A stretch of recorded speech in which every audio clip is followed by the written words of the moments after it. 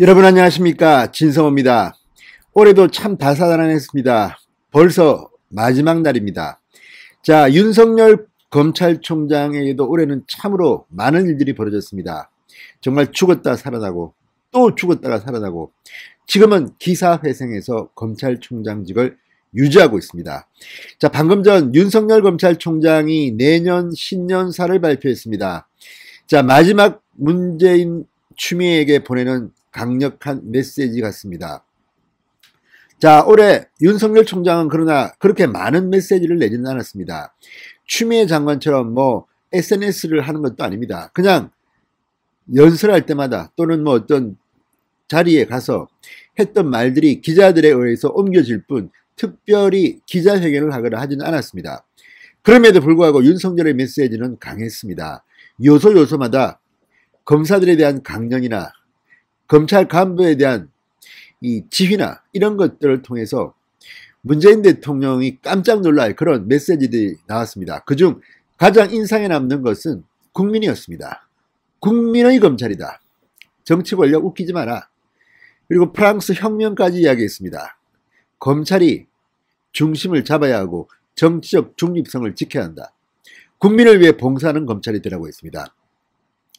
자, 내년 신년사를 보면 정말 올해 마지막으로 윤석열 총장이 작심하고 문재인 정권한테 던진 그런 의미 있는 문장들입니다. 자, 윤석열 총장 내년 신년사 어떤 내용일까요? 진성호의 직설 시작합니다. 방송에 앞서 아직 진성호 방송의 구독자가 아니신 분들은 붉은색 구독 버튼 눌러주십시오. 더 좋은 방송으로 보답하겠습니다. 자, 지금 검찰, 법률 이쪽 법무부 쪽 최고의 화제는 뭘까요? 단연 동부구치소입니다. 지금 코로나19 때문에 거의 난장판이 됐습니다. 아비규환입니다. 지옥 같은 그런 코로나 감옥이 되었습니다. 자, 이런데도 오늘 이용구 차관이 사과를 했습니다. 자기는 택시기사 폭행사건 저질러 놓고 무리를 빚고 있는 이용구 차관이 사과를 했습니다. 추미애 장관은 어디 갔을까요? 도망갔을까요? 그렇지 않습니다. 오늘도 추미애 장관 출근했답니다. 그런데도 숨어버렸습니다.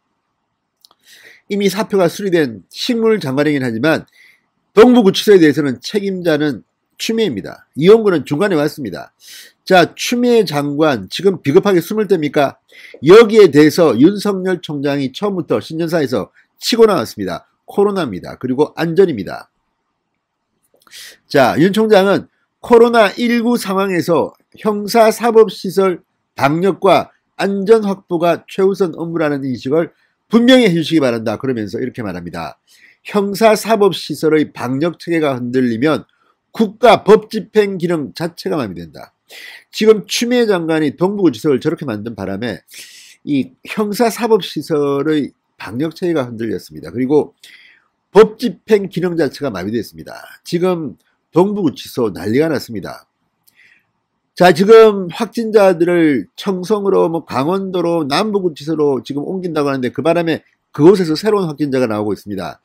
자, 이렇게 무능무지 목매한 이런 자가 지금 법무부 장관 자리를 차고 앉아서 그동안 윤석열 잡겠다고 이리 뛰고 저리 뛰고 1년 동안 헤맸으니 이런 결과가 나온 게 아니겠습니까? 지금 법무부의 공무원 노조도 추미애 장관을 고발했다죠. 아마 이런 무능한 장관이 지금 앉아서 그동안 과음만 지르고 큰 소리만 치고 국회에서 거짓말만 하고 이런 장관을 지금 문재인 대통령은 그동안 1년 동안 봐오고 있었습니다. 뒤늦게 본인도 알았을 겁니다. 내가 바보다. 후임 박범계 장관은 잘할 것 같습니까? 제가 볼 때는 더 못할 수도 있습니다. 그렇지만 추 장관과 좀 다른 점은 윤석열에게는 위치를, 지위를 인정할 것 같습니다. 그렇지 않으면 박범계도 날아갈 겁니다. 지금 윤석열 총장이 오고 난 뒤 장관이 네 번째입니다. 박상기 장관 때 왔지만 조국 날아갔지요. 추미애 날아갔지요. 박범계 왔는데 7개월 안에 또 날아갈지도 모릅니다. 그만큼 지금 문재인은 개판 인사를 해온 것입니다. 범죄 혐의자를 갖다가 장관에 줬으니까 이런 일이 벌어진 것 아닙니까? 자, 그러면서 윤 총장의 신년 메시지의 키워드는 이겁니다. 국민입니다. 오로지 그 권한의 원천인 국민만 바라보고 좌고우면해서는 안 된다. 이게 윤석열 신년사의 키워드입니다. 검찰개혁이 바로 이거라는 겁니다. 지금 추미애가 말하는 검찰개혁, 박범계가 말하는 검찰개혁, 민주당이 말하는 검찰개혁, 문재인이 말하는 검찰개혁, 이거 다 엉망진창 개판입니다. 이거는 검찰 장악이나 검찰 농단입니다. 이게 무슨 검찰개혁입니까? 자, 윤 총장은 이어서 민생경제가 매우 어렵다. 문재인 니 뭐했노 그동안. 자, 민생경제가 매우 어려우므로 영세 자영업자, 소상공인 등이 일시적인 과오로 범죄를 저지른 경우에는 그 사정을 최대한 참작할 필요가 있다. 수용자의 가족 및 변호인과의 접견 교통권은 헌법상 권리로 대면 접견은 없더라도 온라인 화상 접견에 필요한 조치는 적극 강구해야 한다. 지금 코로나입니다.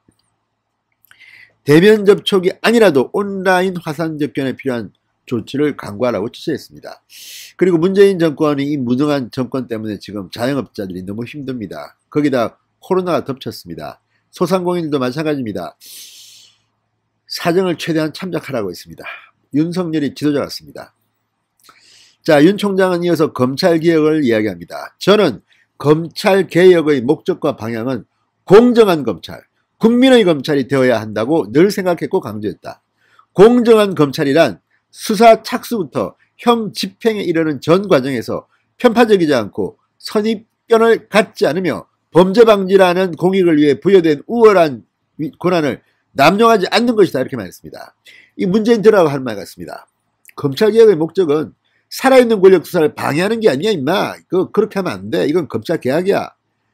진짜 검찰개혁의 본질, 목적과 방향, 공정한 검찰이라는 겁니다. 문재인과 친하다고 수사하지 않으면 안 됩니다. 똑같이 해야 됩니다. 그렇다고 더해서도 안 됩니다. 공정하게 하면 됩니다. 국민의 검찰이 되라는 겁니다. 국민의 검찰. 국민을 늘 생각해라는 겁니다. 자, 어쨌든 공정한 검찰은 이렇게 말했습니다. 수사 착수에서부터 형 집행에 이르는 전 과정에서 편파적이지 말라. 선입견을 갖지 말라. 범죄 방지라는 공익을 위해 부여된 우월한 권한을 남용하지 말라. 이렇게 말했습니다. 다음, 국민의 검찰은 뭘까요? 윤 총장은 국민의 검찰이란 오로지 그 권한의 원천인 국민만 바라보고 좌고우면하지 않는 것이라고 말했습니다. 문재인 보고 추미애 보고 하지 말라는 겁니다. 국민만 보라는 겁니다. 검찰 아시겠습니까? 자, 윤석열 총장은 검찰은 법률 전문가 집단이다. 인력, 권능, 정보, 비용 등 모든 측면에서 유리한 위치에 있다. 법에 보장된 방어권을 단순히 형식적으로만 보장하는 것이 아니라 국민들이 법의 보호를 받고 있다고 생각할 정도까지 실질적으로 보장되도록 해야 한다고 말했습니다. 자, 오늘 윤석열의 신년사는 두 가지. 공정한 검찰, 그리고 국민의 검찰. 요 두 가지가 상당히 중요한 겁니다. 공정한 검찰, 국민의 검찰. 그동안 추미애 장관, 민주당의 검찰개혁은 권력의 검찰, 권력의 신여, 공정한 검찰이 아니라 편파적인 검찰.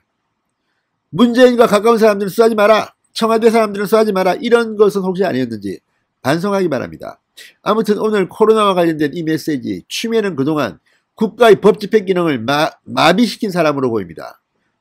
문재인 대통령은 도대체 대통령 자리에 왜 있습니까? 윤석열의 신년사에서 지도자란 어떠해야 되느냐를 보여주었습니다. 자, 윤석열의 신년사 한번 전문을 읽어보시기 바랍니다. 진성호의 직설이었습니다. 여러분 감사합니다.